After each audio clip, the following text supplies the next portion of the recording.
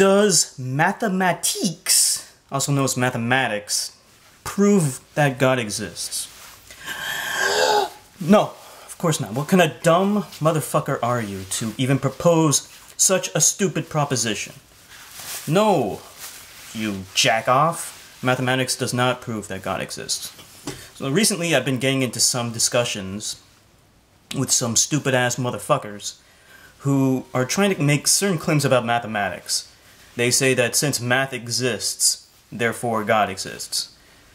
The one thing you gotta keep in mind, one of the biggest differences between math and science is that math is actually a human invention. The entire system was created by humans, whereas with science, the system was not created by humans. That's the reason why the word proof is relevant in mathematics but is not relevant in science. You can't prove things unless the system is completely known, and the only way to know that is if you have created the system. So because of that, you can't prove theory in science, but you can prove theory and various expressions and things like that in mathematics. People, you gotta, why am I saying people? You gotta understand that 1 plus 1, for example, does not always equal 2. It depends on the rules of the mathematics being used. So in the real number system, 1 plus 1 equals 2. We all know that.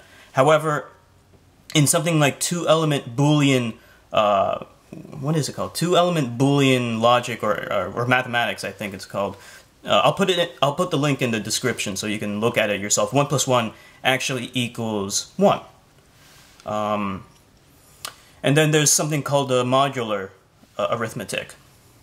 In that case, 8 minus 6 equals 2, and that's the same for the real number system. But in depending on what mod you're using in modular arithmetic, 8 plus 6 equals 2. 8 minus 6 equals 2, but also 8 plus 6 also equals 2. Why is that? Well, because we're using mod 12.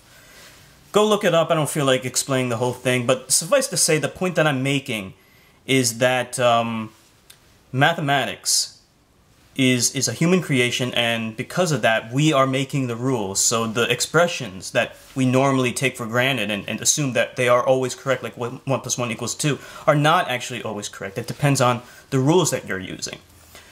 But I was getting into this big-ass discussion with this moron who was trying to insist upon the fact that addition will always exist, even absent of minds, even if there was no mind to think about it.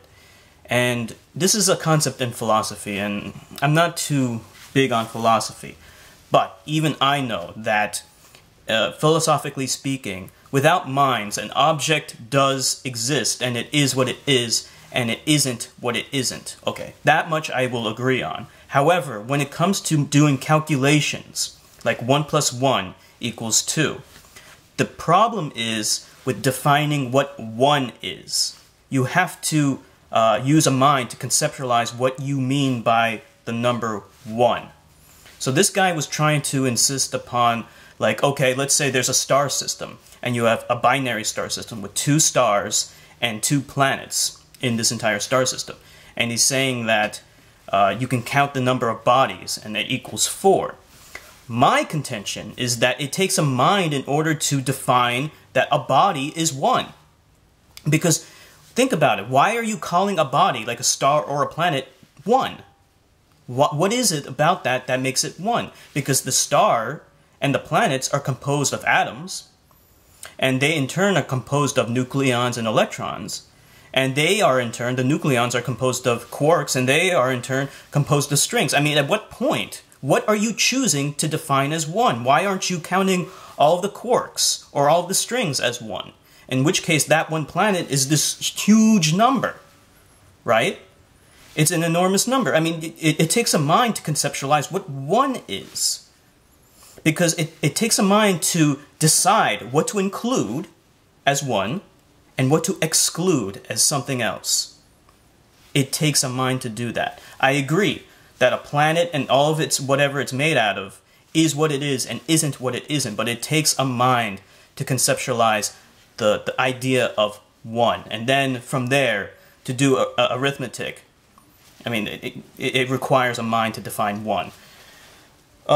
If you have some kind of compelling reason or argument to say to me that 1 plus 1 equals 2 without a mind to conceptualize that, please post it in the comment section, because I don't agree so far. I can agree that an object is what it is, but I don't think you can do mathematics without a mind to think about it. This is Enigma Hood signing off.